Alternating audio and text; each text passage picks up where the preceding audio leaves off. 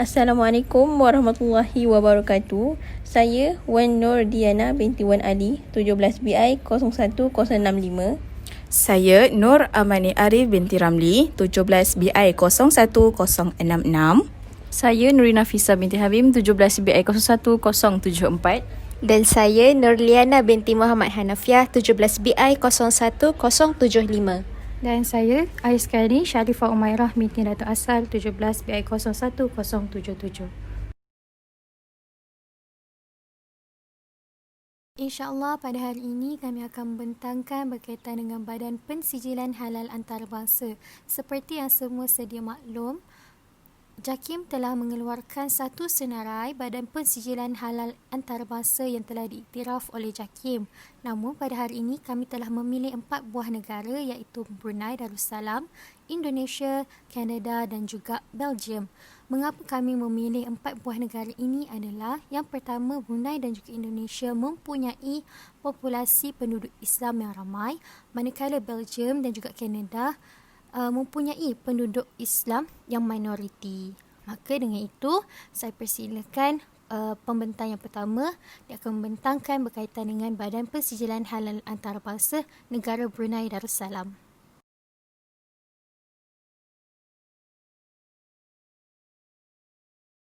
Pada hari ini saya akan menerangkan mengenai Badan Pensijilan Negara Badan Pensijilan Halal di negara Brunei. Okey, baiklah. Badan Penguatkuasa berkaitan pensijilan halal di negara Brunei ini adalah yang utamanya ataupun secara keseluruhannya adalah MUIB, yang mana nama panjang dia adalah Majlis Ugama Islam Brunei ataupun kita namakan dia sebagai Majlis. Okey, MUIB ni adalah satu badan yang bertanggungjawab secara keseluruhan bagi mengawal selia dasar pemakanan halal dan pengeluaran sijil-sijil halal, permit dan label halal di negara Brunei Darussalam. Okey, kerana apa? Kerana Kementerian Hal Ehwal Agama negara Brunei Darussalam telah pun memberikan kuasa perundangan ataupun kuasa seluruh untuk menangani hal-hal berkaitan dengan halal ataupun pelbagai isu-isu halal ini adalah di bawah kuasa MUIB. Dan interesting fact dia adalah mengikut kepada Perintah Sijil Halal dan Label Halal 2005, perintah ini telah pun menetapkan bahawa majlis ataupun MUIB ini adalah satu badan yang mengeluarkan sijil halal di Brunei. Dan jika terdapat mana-mana badan lain ataupun pihak lain yang mengeluarkan sijil halal selain daripada MUIB, selain daripada majlis, maka ia merupakan pelanggaran terhadap perintah ini dan ia boleh diambil tindakan. Okey. So, dan badan yang kedua adalah pemantau ataupun penguatkuasaan oleh pihak bahagian makanan halal. Okey. BKMH ini, nama singkatan dia BKMH ini pula adalah satu mekanisme bagi mengawal dan membendung ketidakpatuhan piawaian halal, penyalahgunaan, penyelewengan, pemalsuan logo halal di dalam pasaran. Okey. So, BKMH ini mempunyai kuasa untuk mengadakan aktiviti pemantauan undang-undang dan piawaian yang perlu dipatuhi oleh pengusaha yang memegang sijil halal. So, mereka inilah yang akan pantau sekiranya terdapatnya ketidakpatuhan, penyalahgunaan, penyelewengan dan sebagainya.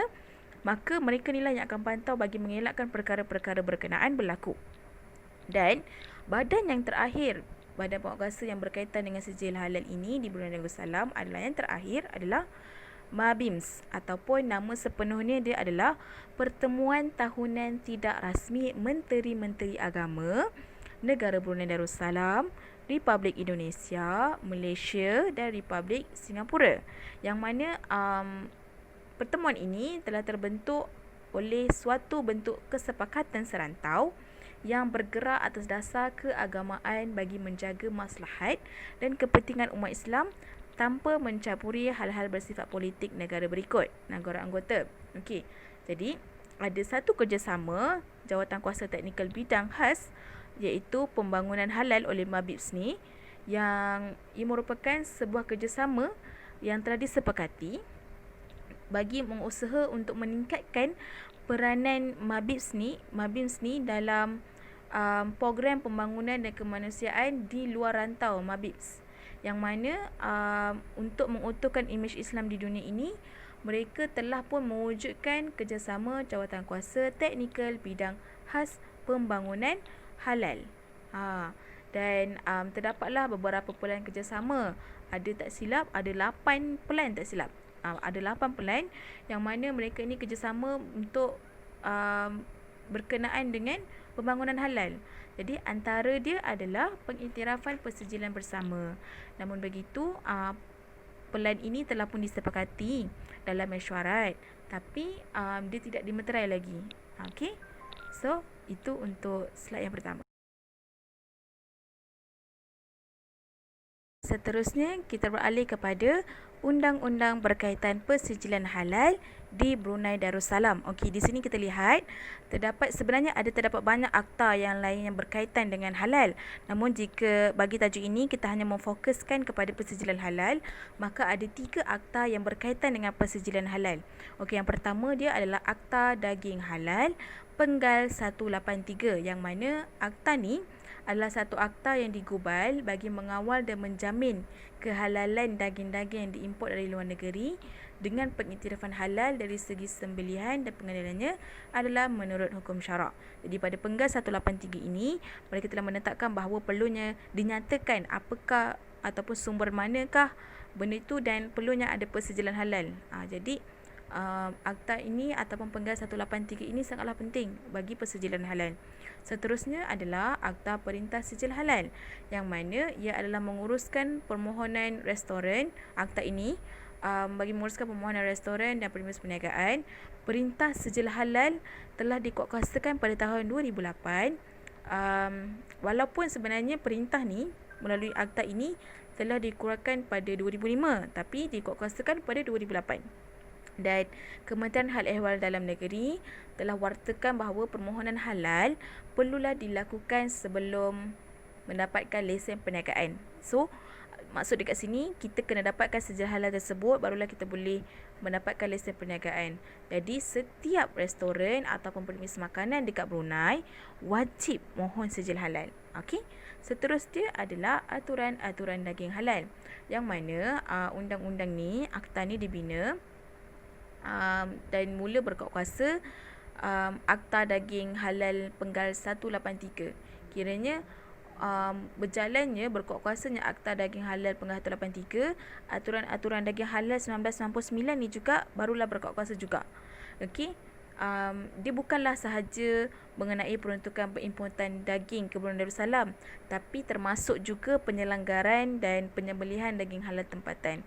Jadi aturan-aturan ini mengandungilah prosedur-prosedur yang berkaitan dengan Akta Daging Halal Penggal 183, seperti permohonan-permohonan bagi mendapatkan perkara-perkara seperti permit import halal, lesen membekal daging halal tempatan, sijil penyembelihan, sijil halal. Jadi kita nampak undang-undang ni, akta-akta ni sangat mengutamakan sijil halal tersebut.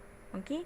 So, aturan-aturan daging halal ni dia telah nyatakan, dia telah berkait dengan Akta Daging Halal Penggal yang 183 tadi, dan telah dinyatakan bahawa perlunya ada permohonan-permohonan, antaranya adalah bagi persijilan halal. Okey, seterusnya jika kita lihat di bawah tersebut, adanya garis panduan persijilan halal di Brunei. Okey. Garis panduan ini adalah bagi memberi kefahaman ataupun penjelasan kepada pengusaha ataupun orang awam mengenai aspek halal mengikut syarak yang merangkumi penyediaan, pemprosesan, penyimpanan, pembungkusan, pengendalian, pengangkutan bagi makanan dan minuman orang Islam. Jadi antara garis panduan yang telah disediakan adalah seperti yang saya nyatakan itulah, ada 5.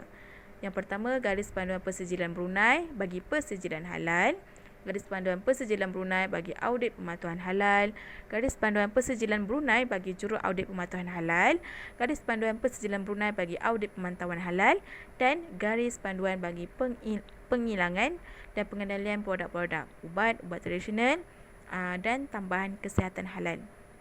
Okey, pengeluaran persijilan halal adalah tertakluk kepada garisan panduan ataupun piawaian-piawaian yang telah ditetapkan oleh MUIB. Jadi apa yang saya sebutkan tadi garis panduan tadi, mereka perlu pengusaha ataupun orang awam hendaklah pengusaha lah terutamanya hendaklah mematuhi garis panduan yang telah dinyatakan oleh MUIB tadi bagi mendapatkan persijilan halal. Okey. Dan di sebelah kanan slide ini kita dapat lihat terdapatnya label halal yang di bawah Perintah Sijil Halal dan label halal 2005. Okey. Dan label halal ini dia mula dipakai pada tahun 2008 dan setiap syarikat ataupun premis akan diberikan garis panduan bagaimana untuk mencetak logo ataupun label Brunei halal ni pada setiap produk yang dikeluarkan lah. Okey. Seterusnya, yang terakhir kita akan pergi kepada prosedur untuk mendapatkan sijil halal di negara Brunei Darussalam.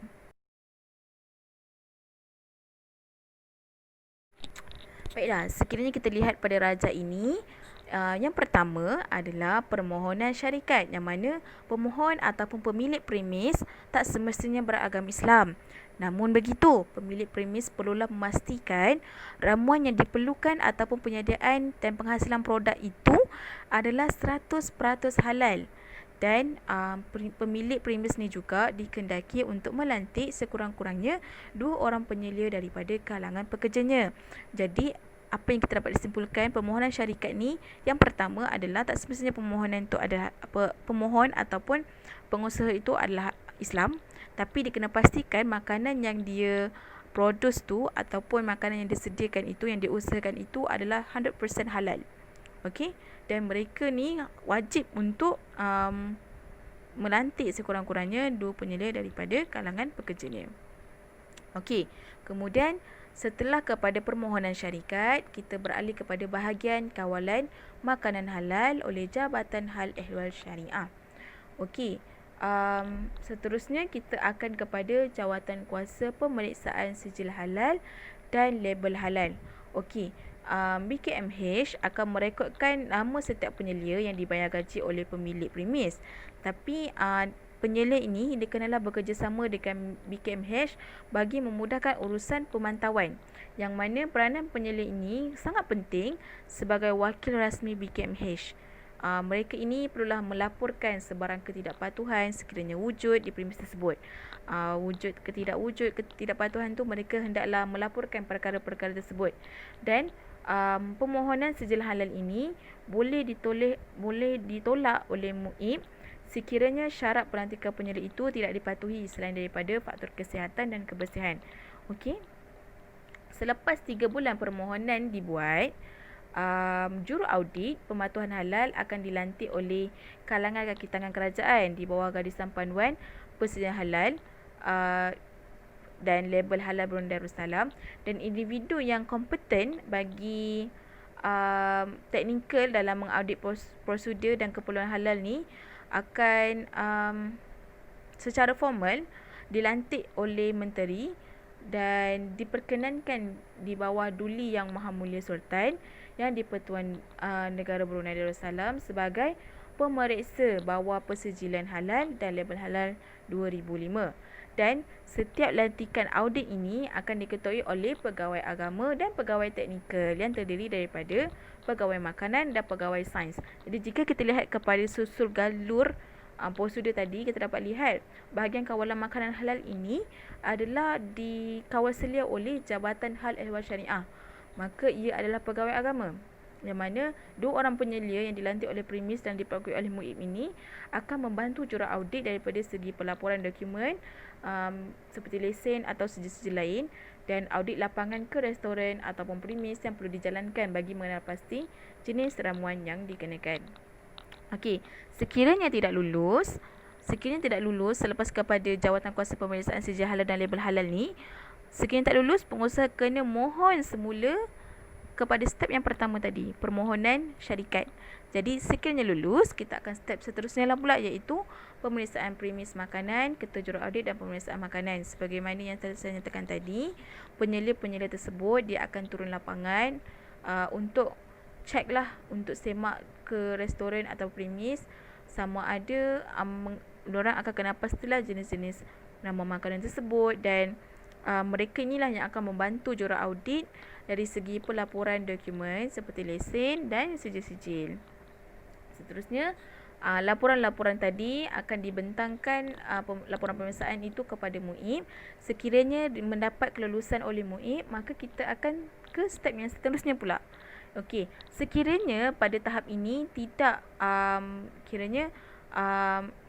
perkara tersebut, laporan tersebut tidak diluluskan oleh MUIB, maka pengusaha tadi perlulah dimohon semula ikut kepada fasa yang pertama tadi, iaitu permohonan syarikat. Mula daripada situ balik.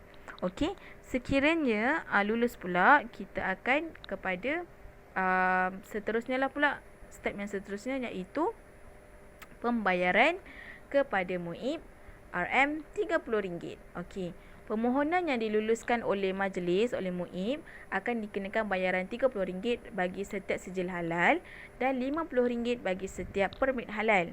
Okey, bagaimanapun sijil halal ini hanya sah dalam tempoh 1 tahun dan dari tarikh ia dikeluarkan, dan pembaharuan sijil halal ni hendaklah dibuat tidak kurang daripada 30 hari sebelum tarikh tamat tempoh. Jadi kita dapat lihat di sini telitinya mereka ini, di mana setiap bulan mereka hendaklah pihak berkuasa mengarahkan untuk pengusaha-pengusaha ini merenew balik ataupun pembaharuan balik sijil halal berikut selang 30 hari. Kiranya 1 bulan lah dalam tempoh 1 bulan. Dan bayaran untuk memperbaharui ini ataupun menggantikan sijil halal ini adalah RM30. Berbalik semula macam tadilah. Okey. Kemudian setelah permit halal ini dikeluarkan, label halal hendaklah digunakan pada setiap bungkusan ataupun kotak makanan yang berkenaan. Jadi dapat saya konkludkan di sini secara puratanya, proses permohonan sijil halal di Brunei ini memakan masa sekurang-kurangnya 3 bulan. Tapi terdapatnya usaha-usaha untuk mempercepatkan tempoh permohonan ini kepada sebulan, tak berbanding sebelum ini yang mengambil masa sehingga setahun. Maknanya kalau sebelum ni prosedurnya memakan masa sehingga 1 tahun. Tapi ada usaha untuk kita memendekkan tempoh tersebut kepada 3 bulan, iaitu yang prosedur sekarang ni lah. Kiranya prosedur sekarang ini telah pun disusun semula bagi cepatkan tempoh permohonan tersebut. Okey, dan dalam masa yang sama pihak berkuasa juga masih lagi berusaha untuk memendekkan lagi permohonan tersebut kepada 1 bulan. Jadi itu sahaja daripada saya.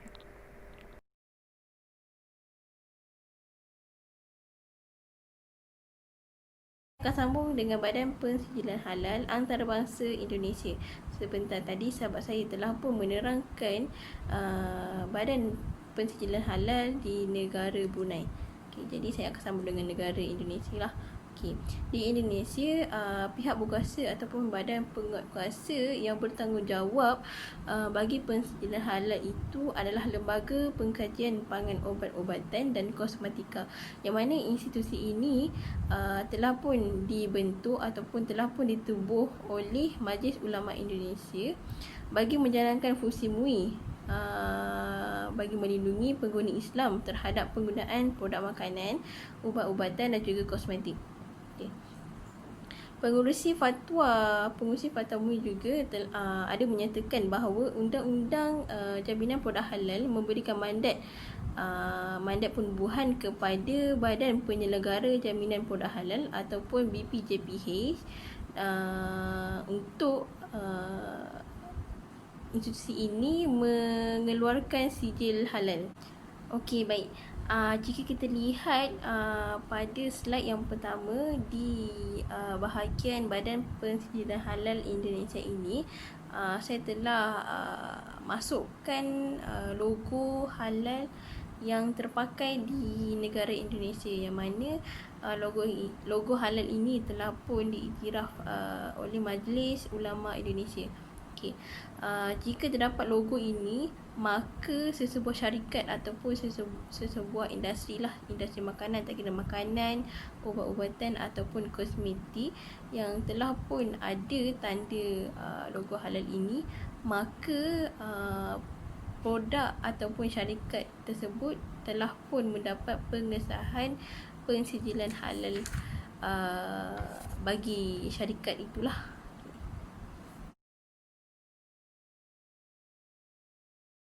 Seterusnya kita akan sambung dengan perundangan berkaitan pensijilan halal di negara Indonesia. Okey, di Indonesia undang-undang yang terpakai adalah Undang-Undang Republik Indonesia nombor 33 Jaminan Produk Halal, yang mana dalam fasa 1 telah pun menerangkan, telah pun menyatakan sebanyak 15 perkara, 15 intipati lah berkenaan dengan jaminan produk halal di negara Indonesia.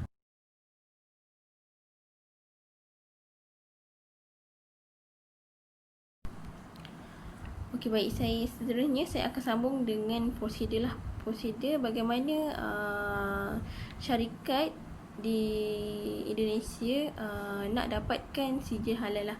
Okey, bagi syarikat yang ingin mendapatkan sijil halal daripada MUI, sama ada industri pemprosesan makanan, ubat-ubatan, kosmetik, ataupun rumah penyembelihan haiwan, catering, restoran, perlulah membuat pendaftaran pensijilan halal dan perlu memenuhi syarat-syarat yang telah pun dibuat oleh LPPOM, yang institusi yang telah dibentuk oleh MUI tadilah. Jadi berikut adalah proses pensijilan halal tersebut. So, syarikat yang ingin mendapatkan sijil halal perlulah mengikuti prosedur-prosedur yang telah ditetapkan. Okey, baik. Antara prosedur yang telah ditetapkan oleh LPPOM itu ataupun Lembaga Pengkajian Pangan Ubat-ubatan dan Kosmetik itu, antaranya adalah syarikat perlulah memahami syarat pensijilan halal dan perlu mengikuti latihan halal insurance system ataupun sistem jaminan halal. Itu yang pertama. Yang kedua adalah perlu melaksanakan halal insurance system atau perlu melaksanakan sistem jaminan halal. Jadi syarikat tersebut perlulah ada sistem jaminan halal bagi mendapatkan pengesahan sijil halal lah bagi syarikat tersebut. Yang ketiga adalah syarikat tersebut perlu menyiapkan dokumen pensijilan halal. Keempat adalah perlu melakukan pendaftaran kepada pensijilan halal tersebut. Yang kelima adalah melakukan pengawasan pra-audit dan bayaran kontrak pensijilan halal. Okey, bagi syarikat yang ingin mendapatkan sijil halal perlulah ada pra-audit. Okey. Yang keenam adalah adanya audit. Yang ketujuh adalah melakukan pengawasan pasca audit.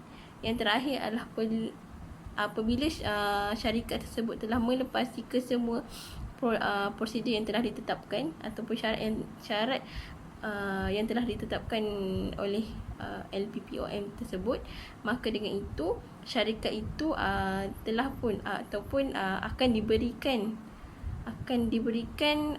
pensijilan halal kepada syarikat mereka lah, tak kira lah dari segi industri makanan, ubat-ubatan, kosmetik ataupun sebagainya.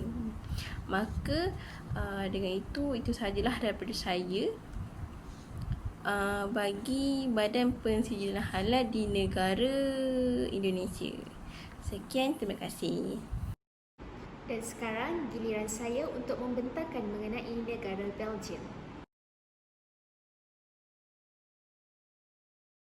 Badan Pensijilan Negara Belgium ini ataupun lebih dikenali sebagai HFCE, iaitu Majlis Makanan Halal Eropah, didaftarkan sebagai organisasi bukan keuntungan sejak tahun 2010 di Brussels, Belgium.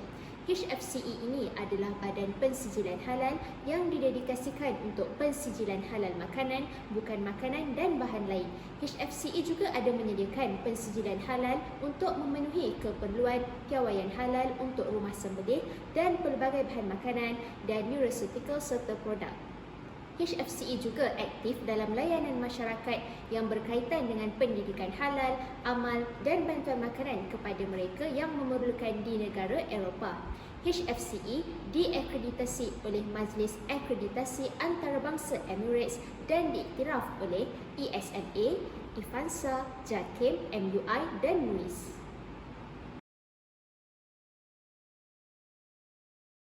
Sini kami ada bersertakan logo Halal Belgium iaitu Halal Food Council of Europe. Pensijilan halal produk oleh HFCE ini diperlukan untuk dua sebab. Yang pertama, untuk meyakinkan pengguna Muslim bahawa produk makanan, ramuan, rasa, farmasi, nutraceutical, daging, produk daging, olahan kesemua ini telah diperiksa dan disahkan oleh organisasi Islam dan memenuhi kepatuhan syariah. Yang kedua adalah untuk ekspor kepada negara-negara Muslim yang merupakan syarat peraturan. Logo halal ini juga dilekatkan pada pembungkusan produk yang disahkan halal oleh HFCE dalam keadaan baik dengan mematuhi terma dan syarat penggunaan logo.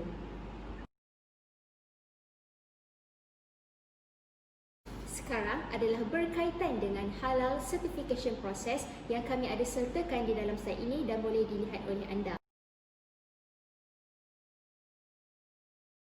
Sekarang saya akan bagi tahu bagaimana langkah untuk mendapatkan sijil halal. Ada 5 langkah. Yang pertama adalah permohonan pensijilan halal. Yang kedua adalah penilaian permohonan. Yang ketiga, perjanjian pensijilan halal dan sebut harga. Yang keempat adalah audit dan yang kelima adalah keputusan pensijilan. Bagaimanakah cara dasar untuk mengekalkan, memperluaskan dan memperbaharui sijil halal itu? Untuk mengekalkan sijil halal, pelanggan mestilah terus mematuhi syarat halal. HFCE boleh melakukan audit pengawasan untuk memastikan bahawa kemudahan tersebut mestilah terus memenuhi syarat halal. Untuk memperluaskan skop pensijilan, pelanggan mesti mengemukakan permintaan ke HFCE. Keputusan penilaian dan kelulusan diperlukan sebelum memberikan sebarang sijil. Sekiranya perlu, HFCE dapat melakukan audit pengawasan sebelum keputusan persetujuan. Untuk pembaharuan pensijilan, kita perlu kemukakan permintaan ke halal@hfce.eu.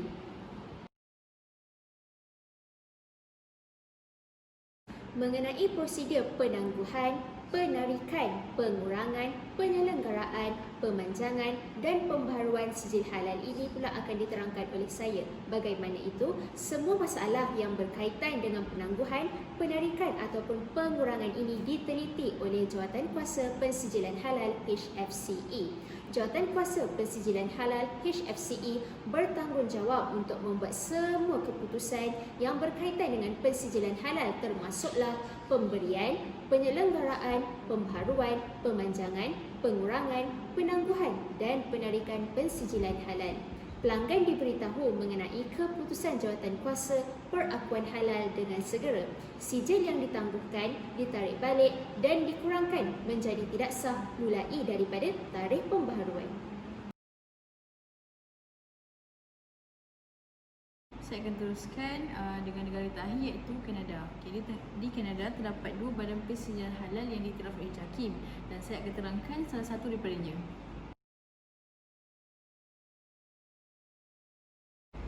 Badan pensijilan halal Kanada yang pertama adalah Halal Monitoring Authority iaitu yang dikenali juga HMA. Jadi saya akan terangkan tiga subtopik dalam HMA ini iaitu yang pertama tentang badan penguatkuasa, yang kedua tentang garis panduan yang ditetapkan dan yang ketiga tentang prosedur untuk mendapatkan pengiktirafan. Okay, kita mulakan dengan badan penguatkuasa. Okay, dalam HMA ini badan penguatkuasa yang bertanggungjawab adalah yang pertama The Canadian Council of Muslim Theologians dan yang kedua Jamiatul Ulama Kanada. Jamiatul Ulama Kanada dia berperanan untuk menerima segala aduan daripada komuniti Muslim tentang isu dalam industri halal. Tak kira sama ada dalam segi bahan ke ataupun restoran ataupun syarikat. Dan yang kedua, the Canadian Council of Muslim Theologians ni dia berperanan untuk membuat garis panduan dalam mendapatkan pengiktirafan daripada HMA.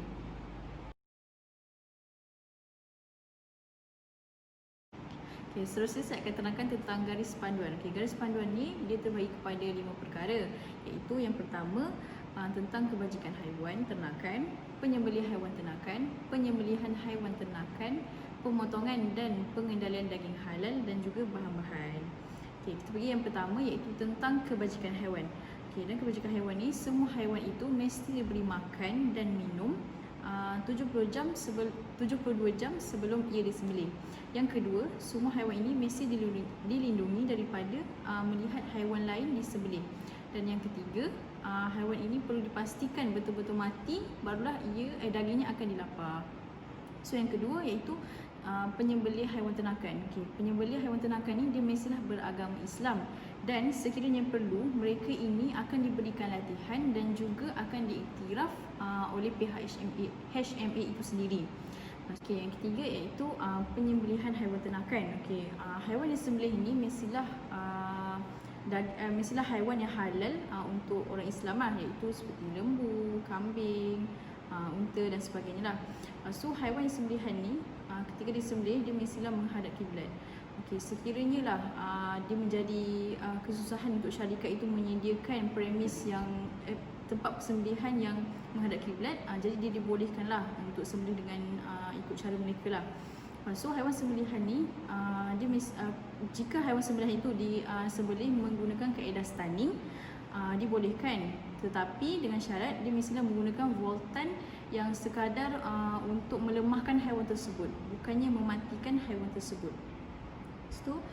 Seterusnya tentang pemotongan dan pengedaran daging. Pengeluaran dan pemprosesan daging tidak halal tidak dibenarkan di rumah sembelihan yang sama dengan pengendalian daging halal. Namun terdapat pengecualian, iaitu yang pertama, penyembelihan daging halal ni perlulah dilakukan terlebih dahulu, dan kemudian kalau nak sembelih daging yang tidak halal dibolehkanlah. Lepas yang kedua, semua peralatan yang digunakan sama ada untuk memotong, untuk menggantung dan sebagainya mestilah dibersihkan terlebih dahulu sebelum digunakan. Dan yang terakhir adalah mengenai bahan-bahan. Bahan-bahan ni adalah selain daripada haiwan ternakan. Yang tadi sebentar tadi saya sebutkan itu adalah berkaitan dengan pengendalian haiwan ternakan. Yang ni selain daripadanya. Jadi bahan-bahan yang saya akan sebut ni adalah bahan-bahan ni dia akan dianggap halal sekiranya yang pertama bahan tersebut berasaskan tumbuhan. Yang kedua, bahan yang digunakan berasaskan telur. Yang ketiga, bahan tersebut berasaskan ikan. Yang keempat, bahan tersebut diperbuat daripada susu. Yang kelima, bahan yang digunakan itu sumber bahan kimianya yang halal. Dan yang terakhir, bahan yang digunakan itu sumber sintetiknya adalah halal. Yang terakhir adalah mengenai prosedur untuk mendapatkan pengiktirafan. Yang pertama iaitu permohonan. Jadi syarikat ni dia akan mengisi borang permohonan dan dia mesti dilengkapkan dan menghantar kepada pihak HMA lah. Yang kedua iaitu penelitian permohonan. Jadi pihak HMA dia akan meneliti borang permohonan yang dihantar, dan sekiranya maklumat itu lengkap dan dia akan menghubungi syarikat tersebut untuk membuat audit yang pertama. Dan yang ketiga adalah audit yang pertama. Audit pertama ni dia akan dilakukan oleh wakil HMA itu sendirilah. Lepas tu yang keempat iaitu penelitian audit. Dalam penelitian audit ni wakil HMA dia akan meneliti laporan audit yang diterima semasa audit yang pertama tersebut. Sekiranya memerlukan sebarang perubahan, mereka akan menghubungi syarikat tersebut untuk melakukan perubahan. Dan yang kelima iaitu mengenai yuran. Yuran akan dikenakan kepada pemohon lah, iaitu syarikat yang ingin memohon untuk mendapatkan pengiktirafan. Yang keenam iaitu pemeriksaan bahan-bahan. Apabila pemohon ini bersetuju dengan yuran yang telah dikenakan, maka pihak HMA ini dia akan memeriksa segala bahan-bahan yang digunakan, dan pihak HMA ini akan memaklumkan juga sebarang perubahan bahan-bahan yang digunakanlah oleh pemohon. Dan yang ketujuh iaitu kontrak. Pihak HMA dia akan menyerahkan kontrak kepada pemohon bersama teman-teman yang telah ditetapkanlah, dan pemohon mesti menandatangani kontrak tersebut dan menyerahkannya di pejabat HMA. Dan terakhir iaitu pengiktirafan. Apabila kontrak tersebut telah ditandatangani dan diserahkan oleh pihak diserahkan kepada HMA, maka syarikat tersebut akan disenaraikan di dalam laman web rasmi HMA dan juga media sosial.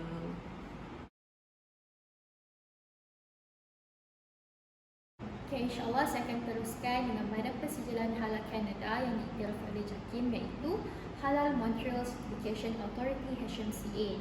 Sejak tahun 1998 lagi, sebagai satu kumpulan profesional Islam Kanada, HMCA ini sentiasa menjadi panduan serta sokongan kepada syarikat yang ingin memperluaskan potensi pasaran halal mereka sama ada di dalam negara maupun di peringkat antarabangsa.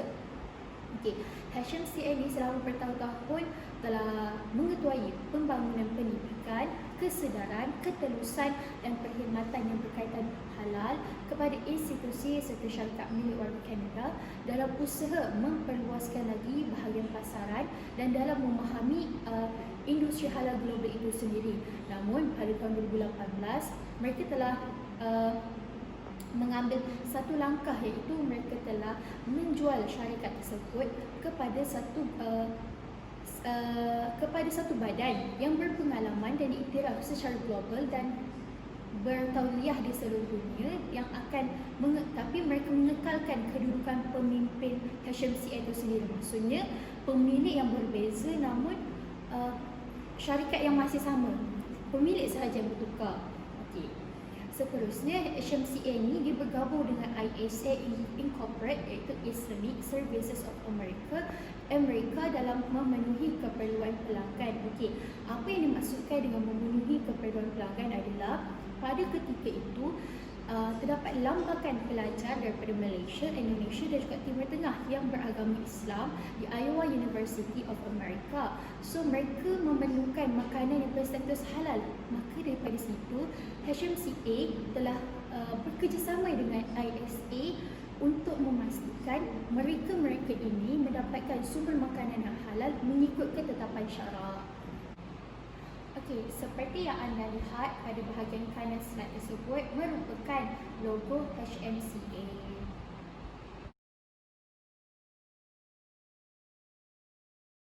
Seterusnya, akreditasi halal. Seperti mana Badan Pensijilan Negara lain, HMCA juga telah menetapkan bahawa HMCA hanya akan memberikan sijil halal kepada pengilang-pengilang produk makanan apabila mereka memenuhi standard piawaian halal.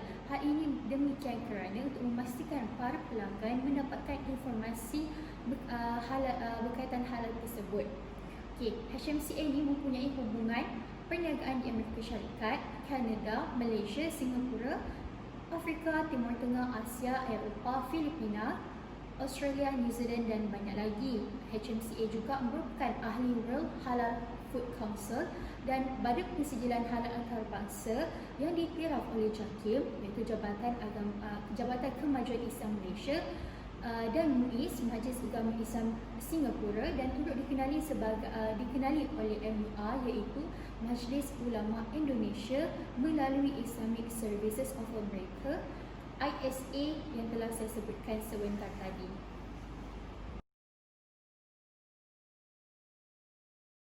Okey, akhir sekali saya akan menerangkan berkaitan dengan prosedur. Di bawah ini saya telah masukkan satu flowchart berkenaan dengan HMCA Halal Certification Process Flowchart.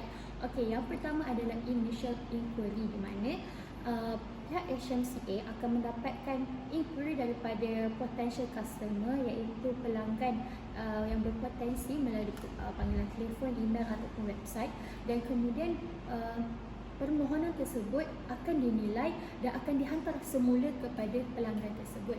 Seterusnya berkaitan dengan application and overview, iaitu permohonan dan juga penilaian. Okey, apabila sesuatu permohonan itu telah lengkap, hendaklah diserahkan semula kepada HMCA dan pelanggan perlulah melengkapkan permohonan tersebut serta melampirkan list produk, iaitu senarai produk, spesifikasi bahan dan apa-apa penyataan dan proses dalam bentuk flowchart untuk dinilai dan untuk diluluskan oleh pihak HMCA. Seterusnya adalah service agreement, iaitu perjanjian servis. Apabila pelanggan telah melengkapkan permohonan dan serta melampirkan butiran-butiran yang diperlukan, okey, pihak HMCA akan membuat satu perjanjian servis dengan terma-terma dan harga lah akan dilampirkan sekali dalam perjanjian tersebut, dan satu invoice, iaitu berkaitan invoice harga basic untuk servis tersebut akan dibuat, akan dihasilkan, dan certification steps formally proceed as contracted upon receipt of payment. Dan proses untuk mendapatkan sijil itu akan lengkap sekiranya menerima resit pembayaran. Okay, move to the next, which is product review. Okay, setelah terhasilnya satu perjanjian servis yang dibuat oleh HMCA. Okey, satu kumpulan iaitu HMCA, Halal Quality Assurance, dia akan menilai iaitu bahan-bahan dan production flowchart yang telah dilampirkan dalam permohonan tadi, sama ada dia tu tepat mengikut piawaian halal ataupun tidak. Seperti mana yang kita tahu, sesuatu bahan atau sesuatu produk yang kita katakan halal perlulah daripada bahan-bahan yang halal. Okey. Seterusnya adalah facility audit. Okey, setelah tim halal HMCA Halal Quality Assurance tu melakukan penilaian, akan ada satu lagi facility audit di mana mereka akan melakukan audit di premis ataupun kilang-kilang tersebut, dan dia akan tetapkan satu tarikh untuk pengauditan tersebutlah. Okey, dan kebiasaannya pengauditan itu akan mengambil masa sehingga 5 jam untuk komplit, untuk selesai. Okey, setelah lengkap proses tersebut sehingga facility audit, HMCA akan mengeluarkan satu invoice, di mana dalam invoice itu akan menyatakan jumlah bayaran bagi setiap servis yang dilakukan, antaranya berkaitan dengan penilaian bahan, audit, itu sebenarnya mempunyai charge. Okey. Seterusnya bila pihak pelanggan telah melunaskan bayaran, barulah HMCA akan mengeluarkan satu sijil halal. Itu masuk kepada proses certification. Okey. Setelah mendapat sijil halal, pihak pelanggan bolehlah menggunakan logo halal HMCA itu pada produk mereka, pada packaging produk mereka lah. Okey, itu sahaja daripada saya.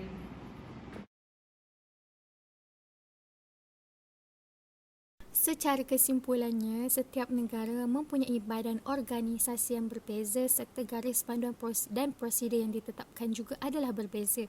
Maka dengan itu, sekiranya anda ingin membeli sesuatu produk makanan daripada luar negara, pastikan logo yang tertera pada packaging tersebut merupakan salah satu logo badan organisasi yang telah diiktiraf oleh JAKIM. Untuk makluman juga, senarai badan yang diiktiraf, Badan Persijilan Halal Antarabangsa yang diiktiraf oleh JAKIM akan dikemiskini dari semasa ke semasa. Maka dengan itu, berakhirlah pembintangan kami pada hari ini. Sekian dan terima kasih.